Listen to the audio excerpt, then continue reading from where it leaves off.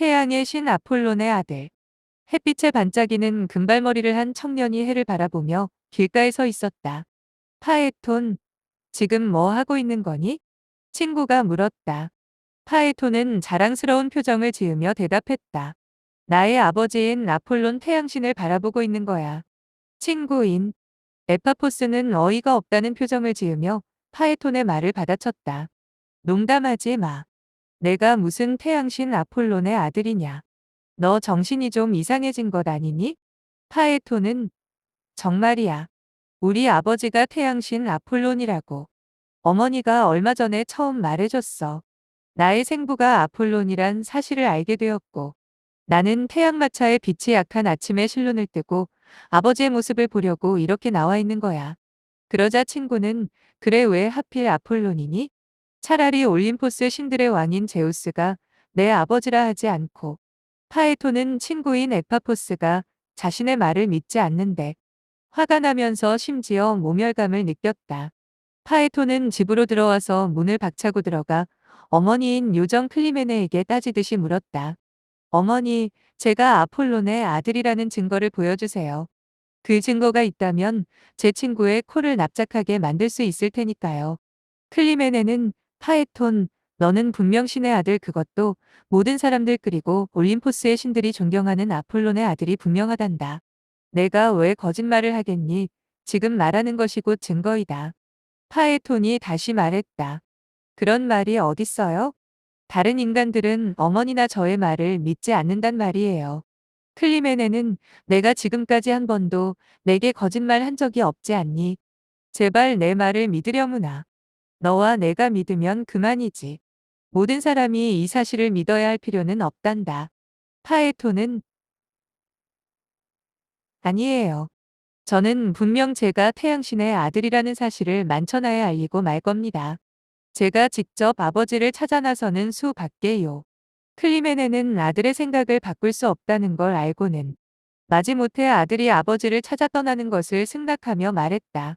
태양의 궁전이 있는 동쪽은 이곳에서 그리 멀지 않는 곳에 있으니 오래 걸리지는 않을 거야.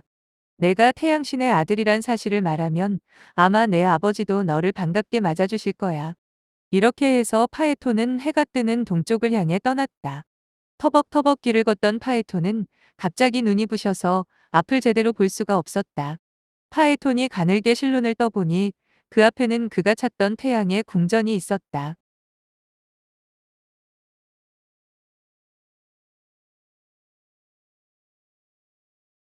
아버지의 선물이 부른 아들의 추락. 태양의 궁전은 커다란 원주에 떠받쳐 있었고 궁전 전체가 황금과 보석으로 치장되어 밝은 빛을 온 세상에 비치고 있었다. 파에톤이 은으로 만든 문을 열고 들어서니 천정은 윤이 나는 상아로 만들어져 있었으며 벽에는 대장장이의 신 헤파이스토스가 새겨넣은 요정과 물고기들이 마치 살아있는 것처럼 생생한 모습으로 장식되어 있었다. 태양신 아폴로는 자주 빛옷을 입고 금강석에 박힌 옥좌 앉아 지그시 청년을 바라보고 있었다. 파에토는 말했다. 저의 어머니 클리메네가 얼마 전 태양신 아폴론이 저의 아버지라고 말씀해 주셨습니다. 그래서 그 사실을 확인하고자 감히 이곳까지 오게 되었습니다. 아폴로는 입가에 엷은 미웃을 지으며 내가 궁전의 문을 열고 들어온 순간 내 아들이라는 것을 알고 있었다. 내 어머니 클리메네가 너를 훌륭한 청년으로 정말 잘 키웠구나. 너는 내 아들임이 분명하다. 아폴로는 아들의 모습을 흐뭇하게 바라보다가 내 그동안 널 보살펴주지 못한 것이 정말 미안하구나. 내 소원을 하나 말해보아라. 내가 바라는 것은 무엇이든 이루어주게 해주마. 지하에 흐르는 스틱스 강의 맹세하건대 소원을 들어주겠다고 약속하마. 파에토는 주저없이 소원을 말했다. 아버지께서 모는 태양마차를 하루만 모는 것입니다. 이 말을 듣자 아폴론의 안색이 갑자기 변하면서 아들아 하필 내가 바라는 소원이 태양마차를 모는 것이라니. 내가 정말로 경솔했구나. 태양마차를 모는 것만은 내게 맡길 수 없다. 태양마차를 모는 일은 신들의 왕인 제우스도 할 수 없는 일이다. 게다가 너는 나이가 너무 어릴 뿐더러 힘마저 고삐를 틀어주기에는 부족하다. 무엇보다 내 생명마저 위태로운 아주 위험한 일이다. 태양마차가 처음 동쪽에서 출발할 때 그 가파른 언덕을 오를 때는 내 필의 천마도 숨을 헐떡이며 간신히 날아오른다. 그렇게 천공에 닿을 수 있다고 하더라도 천공이 너무 높이 있었어. 나는 매일 태양마차를 모는데도 항상 아찔한 느낌 때문에 오금이 저릴 정도란다. 그리고 서쪽 바다로 떨어질 때의 경사는 동쪽에서 천공으로 오를 때보다 더 위험하단다. 잘못하면 태양마차와 함께 서쪽 바다로 고꾸라질 수도 있다. 그래서 바다의 신인 테티스는 매일 저녁 혹시 내가 마차와 함께 거꾸로 처박힐까봐 노심초사한다는 이야기를 듣고 있다. 아들아, 내가 태양마차를 모는 길 주위에는 항상 커다란 위험을 도사리고 있단다. 무시무시한 황소는 숨을 쉭쉭거리며 침을 흘리며 그 무서운 뿔로 언제든 나를 공격하려고 하고, 정갈은 꼬리에 있는 독침에 독약을 듬뿍 발라서 자신의 주위에 오는 모든 적을 찌르려고 한단다. 또한 개는 커다란 앞발 집게로 나를 공격하려고 호시탐탐 노리고 있단다. 그 집게에 걸리면 신이라 하더라도 살아남기 어렵단다. 이렇게 이야기를 해주었으니 너의 소원을 거두도록 해라. 게다가 오늘은 너를 처음 만난 날이다. 만나는 날 너와 영원히 헤어질 수는 없지 않겠니? 내가 갖고 싶은 것은 무엇이든 줄 수 있고 내가 가고 싶은 곳은 어디든지 보내줄 수 있다. 제발 다른 소원을 말해보도록 해라. 하지만 파에토는 이미 마음을 굳힌 다음이었다. 아버지 아폴로니시여, 저의 소원은 태양마차를 모는 것밖에 없습니다. 금은 보화도 아름다운 옷도 좋은 곳도 다 필요 없습니다. 아버지께서는 분명 스틱스 강에 맹세하셨습니다. 제발 저의 소원을 들어주십시오. 아폴로는 자신의 젊은 시절을 생각하며 설득을 포기했다. 게다가 벌써 새벽의 여신은 물러가고 이제 태양마차가 곧 출발해야 할 시각이었다. 아폴로는 마부장에게 출발 준비를 지시했다. 검은 천마는 이제 숨을 쉭쉭거리고 불을 토해내며 오늘의 주인인 파에톤을 실어 나르기 위해 대기하고 있었다. 아폴로는 고삐를 파에톤의 손에 쥐어주고 자신이 쓰고 있던 빛의 관을 벗어 아들의 머리에 얹혀주었다. 그리고 얼굴이 타지 않는 신의 고약을 파에톤의 얼굴에 정성스레 발라주면서 속으로 생각했다. 어쩌면 이 얼굴을 다시 볼 수 없을지도 모른다. 아들아, 이 아비를 용서해다오. 이 경솔함을 제발 용서해다오. 아들아, 제발 무사히 돌아오라. 그리고 그는 아들의 두 손을 한번 굳게 쥐어주었다. 아폴로는 파에톤이 자리를 잡자 한 손으로 말해 엉덩이를 손바닥으로 치며 출발하라는 신호를 보냈다. 천마들이 예전과 달리 갑자기 가벼워진 마차에 적응을 하지 못해 하늘로 치솟는 바람에 태양마차의 속도는 점점 가속되었고 그 속도를 이기지 못한 파에톤은 당황하기 시작했다.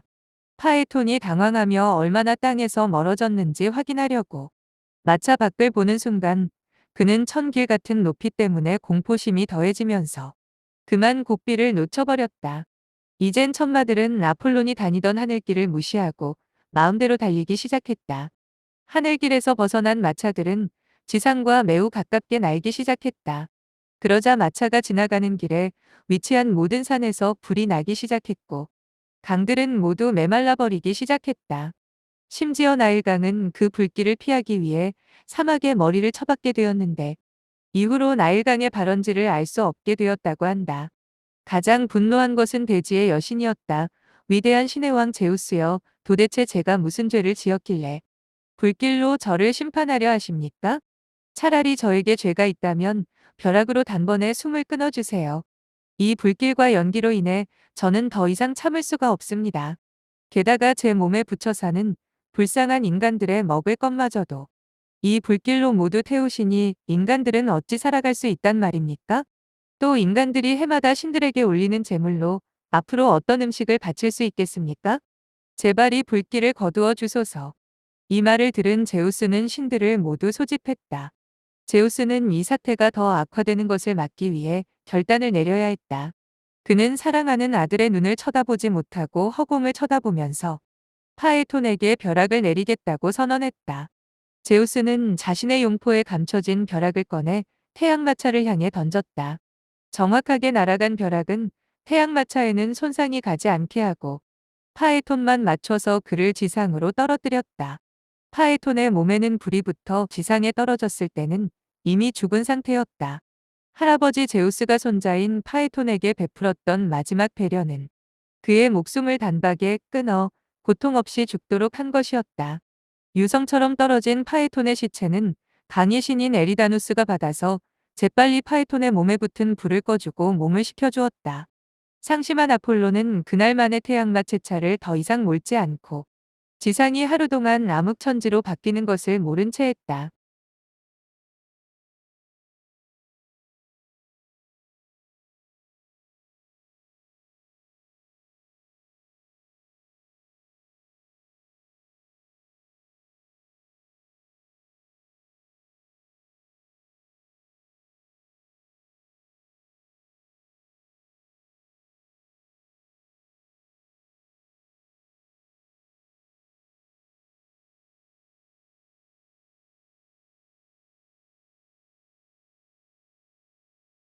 파에톤의 추락은 욕망이 부른 몰락.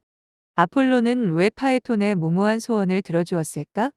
아폴로는 궁수의 신이자 태양의 신이기도 하지만 예언의 신이자 법률의 후원자이기도 하다. 그는 다음 날을 예측할 수 있는 능력을 갖고 있으며 공평무사하게 법률을 제정하고 옹호하는 신이다. 하지만 거의 공명정대한 판단력과 예언자로서의 예지력에 오점을 남긴 것이 바로 파이톤의 죽음이었다. 그것은 아버지라는 위치가 그의 예지력과 판단력을 마비시켰기 때문이다. 파에톤의 비극은 사실 무슨 소원이든 들어주겠다는 아폴론의 경솔한 약속에서 비롯된 것이었다. 아폴로는 파에톤의 생부였지만 한 번도 아들을 찾아본 적이 없는 무심한 아버지였다. 인간과 신들께 존경과 숭배를 받았지만 자식에게 자상하거나 자애로운 아버지는 아니었던 것이다. 아폴로는 현실의 아버지와 아주 많이 닮아 있다. 아버지들은 그렇게 열심히 사회 활동을 해서 돈과 지위는 얻을 수 있지만 그로 인해 자식과는 멀어질 수밖에 없다. 이런 아버지들은 어느 날 문득 자식을 제대로 돌보지 못한 것에 대한 죄책감을 가진다. 그들은 자신의 죄책감을 자식이 소원하는 것은 무엇이든 들어주는, 즉 물질적인 보상으로 메꾸려 한다. 어떤 부유한 아버지는 운전도 제대로 못하는 어린 자식에게 고급 승용차 키를 쥐어주어 커다란 사고를 겪기도 한다. 또 어떤 아버지들은 경영 수업도 제대로 되어 있지 않은 자식에게 회사의 경영권을 빨리 넘겼다가 회사가 도산하기도 한다. 다른 사람들로부터 성공과 부를 거머쥐었다는 평가를 받고 싶은 젊은이들은 기꺼이 아버지의 호강을 빌리려 한다. 그래서 그들은 아버지 호강을 등에 업고 아버지의 태양마차에 무임승차하려 한다. 아버지가 탔던 마차만 탈 수 있다면 많은 사람이 자신에게 굽신거릴 거라는 점을 잘 알고 있다. 이성의 신이며 판단의 신인 아폴론이 자식 앞에서 이성과 판단이 마비되었듯이 재력가나 권력자들도 자식에 대해서는 이성을 잃어버리고 만다. 이유는 돈과 권력을 쫓아다니느라 자식에게 사랑을 쏟지 못한 죄책감 때문이다. 그들은 사랑을 쏟지 못한 것에 대한 큰 보상을 해주고 싶어 한다. 하지만 자식들이 태양마차를 끌 수 있는 능력이나 담력이 있는지는 전혀 살피지 않는다. 그래서 곱비 풀린 태양마차가 온 세상을 불길과 연기로 뒤덮었듯이 그들의 자식들은 돈과 권력을 휘두르며 세상을 어지럽히고 사람들에게 피해를 주게 되는 것이다. 아폴론의 비가 어느 날과 마찬가지로 새벽에 여신이 물러가고 나는 태양의 마차를 끌고 하늘을 향해 날아오르려고 준비를 하던 참이었습니다. 그때 태양의 궁전으로 한 청년이 불쑥 들어서는 것이었습니다. 나는 그 청년을 보는 순간 내 아들이라는 것을 금방 알아볼 수 있었습니다. 요정 클리메네와의 짧은 사랑으로 얻은 아들이 드디어 나를 찾아온 것입니다. 클리메네에게 아들이 자라면 아버지가 제우스 신이 가장 아끼고 사랑하는 아들인 태양의 신 아폴론이 아버지라는 사실을 알려주라고 일렀었죠. 사실 매일 태양마차만 몰고 동쪽에서 서쪽으로 돌면서 지상에 적당한 햇빛을 비춰주어야 하는 바쁜 몸이라 아들을 찾는 것도 잊고 살았습니다. 아들은 자신의 이름을 파이톤이라고 하면서 내 손을 잡고 감격에 겨워 눈물을 흘리기까지 했습니다. 하지만 사건은 아들과의 만남에서 시작되고 말았습니다.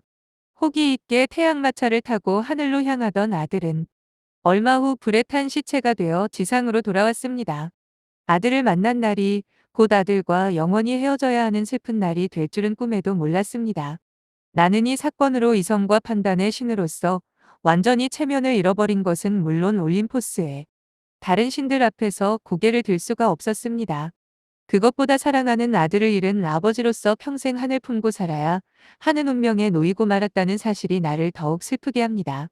인간이었다면 목숨이 다하는 날이 고통과 슬픔도 함께 사라지지만 나는 죽지도 못하는 태양신이라는 사실이 원망스럽기까지 합니다. 그토록 자랑스러웠던 아버지가 바로 아들을 죽인 살인자가 되고 말았지요. 아들아, 부디 저승에서 편안한 삶을 살아다오. 이제 이 아비가 해줄 수 있는 것은 지하의 신 하데스에게 저승에서의 편안한 삶을 부탁하는 것뿐이구나.